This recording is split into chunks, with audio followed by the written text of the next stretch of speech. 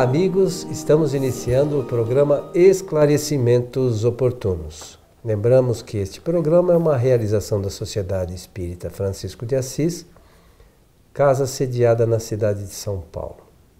Como sempre, conosco Milton Felipe. Tudo certo, Milton?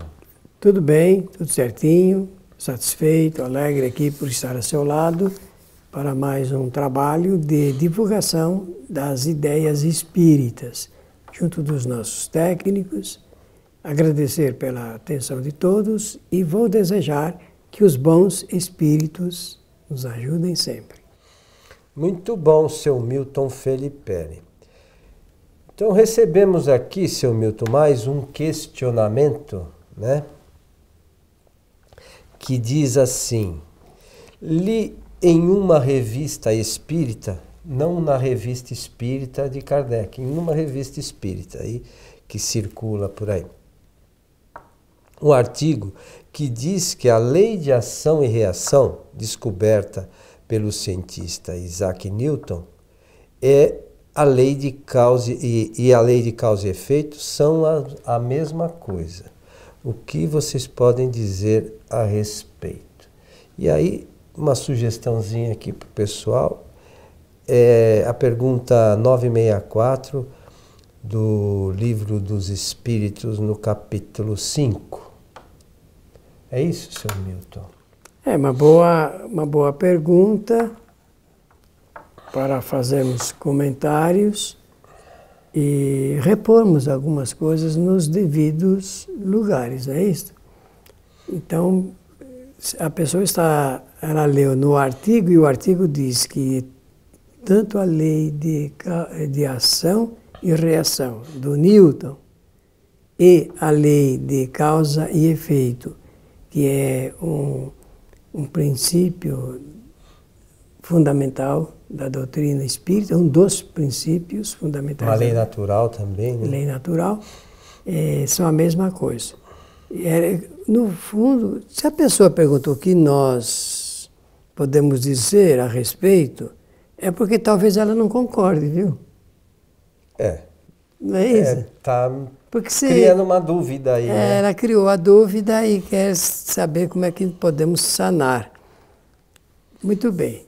Olha, essa chamada... Nós não somos cientistas. Talvez nós nem tenhamos autoridade para discutir e discursar com o Newton, o Isaac, que é um cientista inglês. Mas nós somos um pouco cientistas, Milton. Porque na casa espírita nós não fazemos algumas experiências científicas. Nós não somos cientistas. Da área da física. Isso, porque não tratamos da física. Falta para nós essa autoridade que os físicos têm, né? Então até pedimos desculpas aos irmãos cientistas, porque vamos mexer nesse assunto, mas nós precisamos, como somos estudiosos do Espiritismo, dele nós podemos falar com um pouco mais de propriedade. Mas como na escola se ensina que a lei de ação e reação é a terceira lei de Newton, é porque existem duas outras primeiras. A primeira é chamada lei da inércia e a segunda é um dos princípios fundamental da dinâmica. E depois vem a lei para cada ação, né, que é uma força, há uma outra reação, que é uma força igual e contrária. Então, essa é uma lei. As três leis apresentadas como enunciados científicos por Newton, Isaac Newton, esses três pontos são inflexíveis. São leis da natureza. Nós, os espíritas, das leis da natureza, dizemos as leis de Deus, leis divinas. As leis da física são inflexíveis, não há como fazer mudança. Sempre acontece do mesmo jeito, por isso que existe uma formulação matemática apresentada por Newton. E por que existe essa formulação? Porque pela observação, milhares de observações, chegou-se à conclusão de que a coisa acontece do mesmo jeito, da mesma forma, e assim por diante. Então, não há mudança alguma. não pode ser a mesma coisa que uma lei de causalidade em que prevalece sempre a inteligência, a vontade e o pensamento do espírito. A lei de causa e efeito não se aplica à matéria. E a lei de Newton se aplica à matéria. É diferente, né? São coisas distintas. Então, a lei de causalidade é a lei, por observação, que se aplica ao procedimento dos espíritos, né? E ao armazenamento de informações e de conhecimentos deles, do espírito. Agora, por que nós estamos mencionando isto?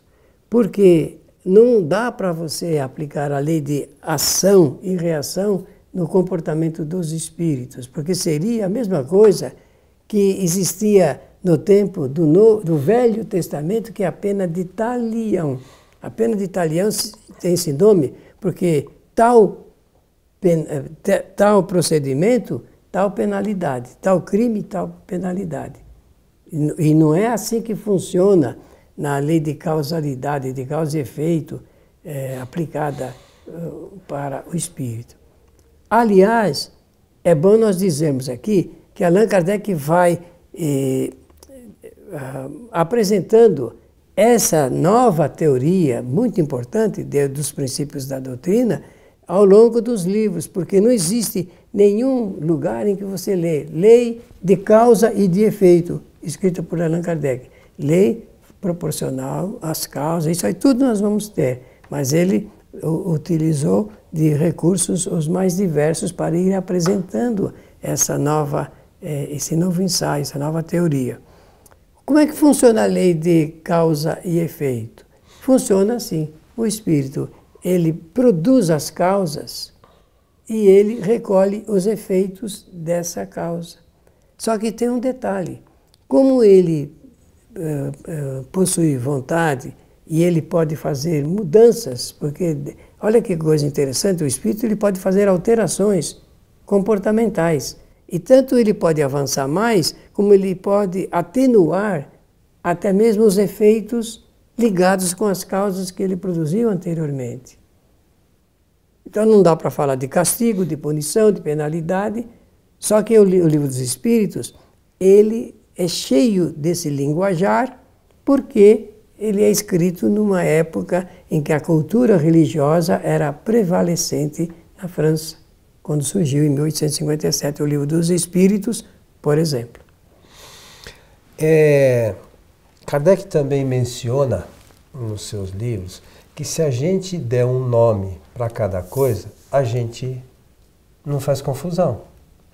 Então, se a gente ficar definindo coisas diferentes com o mesmo nome, a gente vai se confundir todo. Então, claro, a gente quer dar o nome, fazer com que uma lei que está ligada à matéria seja a mesma porque está ligada aos espíritos, é complicado.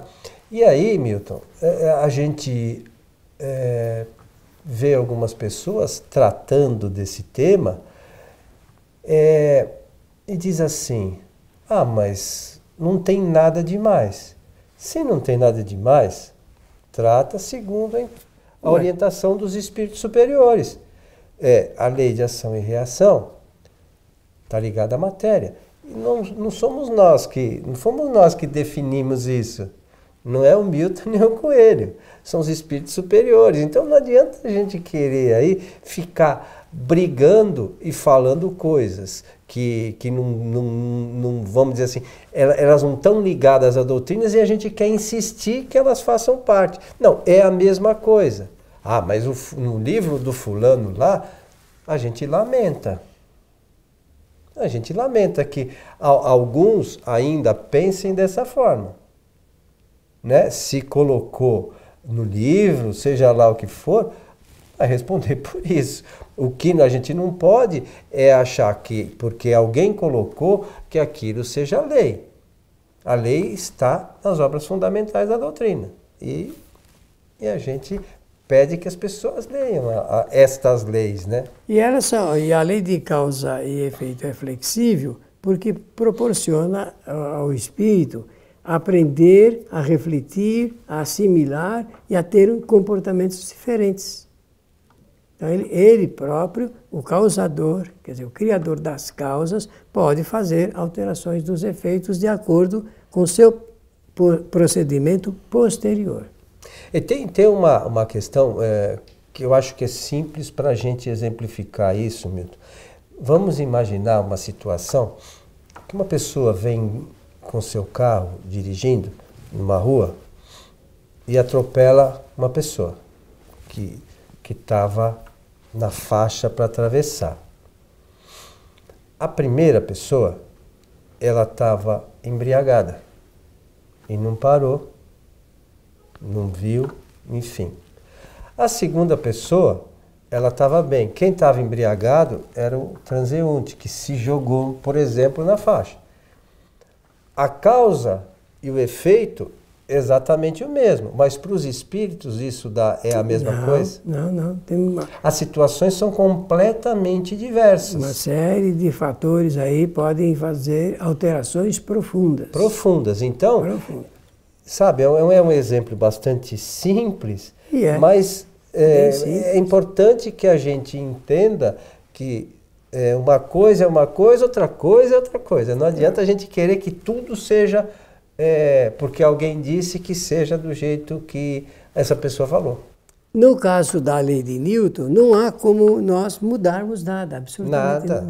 Nenhum homem consegue fazer alteração dessa lei. Entretanto, na lei de causalidade, a vontade do espírito e outros fatores que nem vale a pena aqui fazer comentário algum, podem alterar. A lei de Newton, na verdade, forças, né? Ação e forças. Então, por exemplo, se jogar uma bola na parede com uma força, essa bola a parede vai fazer a mesma força, mas em direção contrária à que foi jogada. Então, isso é que é a lei de ação e reação. Está ligada à matéria, é a força que a gente aplica, ela é devolvida com a mesma força. Então, a gente precisa estudar. Isso é uma lei da física. Também não tem nada a ver com o espiritismo, não foi o espiritismo que inventou. Então, é isso só simples que a gente precisa distinguir.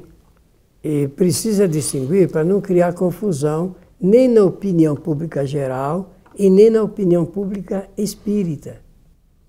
Quando a gente cria uma confusão no pensamento e na opinião pública espírita, logo ou depois, essa opinião reflete sobre a outra opinião que é geral. E as pessoas começam a admitir conceitos não espíritas, porque a opinião pública espírita fez essa reflexão, fez refletir. Nós fizemos um programa algumas semanas atrás sobre o controle universal dos ensinamentos dos espíritos.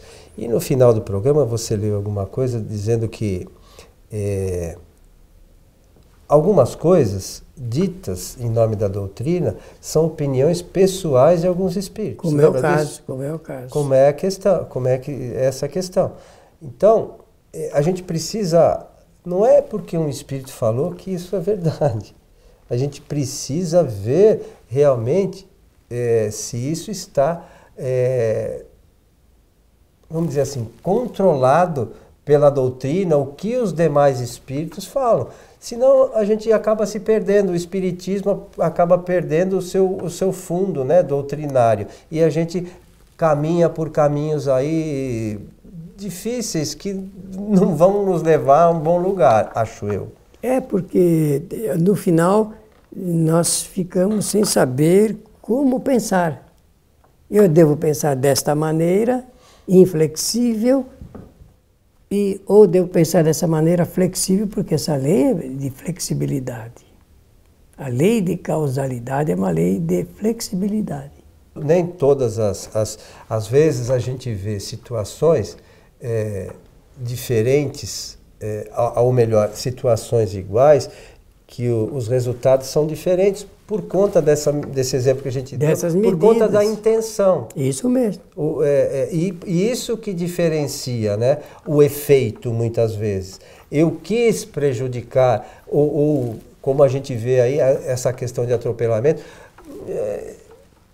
a pessoa acaba se atropelando por imprudência do outro. Então, mesmo a lei dos homens, muitas vezes não pune essa pessoa por conta de ele não ter tido culpa nessa questão, muito menos os espíritos. Aliás, os juízes fazem essa análise muito profunda das intenções.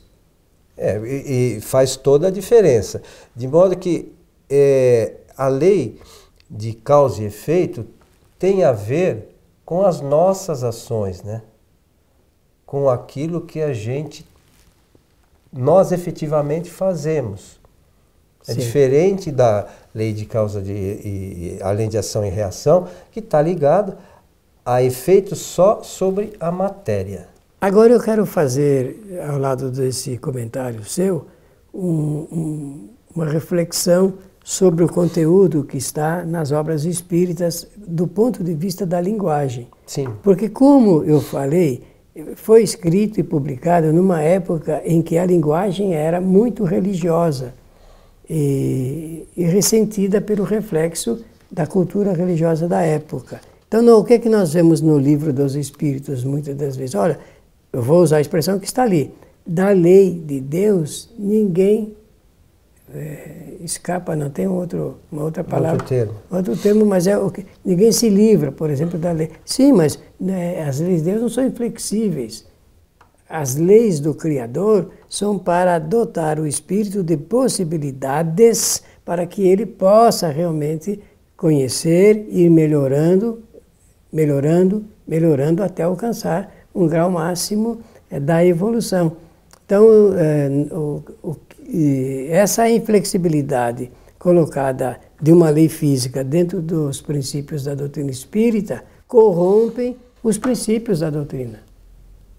Interessante, né? A gente às vezes não pensa nisso. Mas nós temos que pensar, porque não é possível. Ou realmente o Espiritismo veio para esclarecer e iluminar a consciência, ou ele veio para confundir. Para mim, veio para iluminar a consciência. Inclusive, eu sou espírita hoje e entendo muito bem o trabalho que o Newton fez, mas do ponto de vista da análise da matéria. Ali se ajusta e está certinho, e não há como mudar. Eu não conheço ninguém que seja capaz de mudar nem a primeira, nem a segunda, nem a terceira lei de Newton. E ele chegou a isso cientificamente. Isso, pela observação. E Kardec também chegou a essas conclusões, também cientificamente, pela observação dos espíritos. Isso mesmo. Agora, então eu vou ler aqui, se você me permite, a 964. Eu vou só pedir aos nossos queridos ouvintes e espectadores que façam a alteração necessária da linguagem para entender a substância da pergunta. Mas, olha, a pergunta é sempre de Allan Kardec. Mas será necessário que Deus atente em cada um dos nossos atos, quer dizer, atentar que ele fica com atenção, para nos recompensar ou punir? Olha que linguagem extremamente religiosa, não é? Porque não existe punição. Esses atos não são, na maioria, insignificantes para ele? A parte restante da pergunta parece que explicita bem o seu pensamento. Aí eles dizem assim: Deus tem suas leis e a regerem todas as vossas ações. Olha que interessante. Se as violais, ainda é também uma linguagem religiosa. Vossa é a culpa. Não existe culpa, só erramos. O erro é bom. Às vezes por desconhecimento. Mas o erro é bom. A gente aprende muitas das vezes mais com o erro do que com o acerto. Indubitavelmente, quando um homem comete um excesso qualquer, Deus não profere contra ele um julgamento. Dizendo-lhe, por exemplo, foste guloso, vou punir-te. Está tudo certinho, né? Então, e mais, ele traçou um limite. As enfermidades, olha que exemplo, as enfermidades e muitas vezes a morte são a consequência dos excessos. A vontade do indivíduo é que determina o seu procedimento e a maneira como ele procede é o que resulta nesses efeitos. Nesses efeitos. Pode ser diferente? Claro que pode ser diferente. E varia de indivíduo para indivíduo. É interessante, mas a doutrina requer da gente, como a gente sempre fala aqui, né, Milton, bastante estudo. E estudo, não é leitura só, porque a leitura às vezes não traz de forma clara o conteúdo. A gente passa os olhos muito rápido, às vezes com o objetivo de acabar o livro logo, né? Não com o objetivo de adquirir conhecimento. E aí é aí que a gente perde um pouco e deixa de... uma coisa interessante que acontece com a maioria das pessoas, quando vai fazer a segunda ou a terceira leitura do Livro dos Espíritos, acha coisas... que não viu antes. Nossa, isso aqui não estava aqui, né? Não, mas a pergunta sempre teve ali. Nós que não tínhamos ainda o conhecimento para interpretar, às vezes, daquela forma, né? Mas isso vai com a experiência, né? E como sempre dizemos, ler e estudar a obra espírita não custa muito caro, não dói, não traz aborrecimento, ao contrário, só prazer, dá uma segurança cada vez maior para que possamos continuar a nossa jornada aqui na Terra. Meu amigo Milton, estamos chegando ao final de mais um programa Esclarecimentos Oportunos. Pela oportunidade, desejar a todos que os bons espíritos nos ajudem sempre. Queremos convidar a todos mais uma vez para que assistam às palestras da nossa casa, que são transmitidas ao vivo toda sexta-feira a partir das 19h30 ou pelo site tvfraternidade.com.br ou pela nossa página no Facebook, que é o programa Transição. A você que esteve conosco, nosso abraço e até o nosso próximo encontro.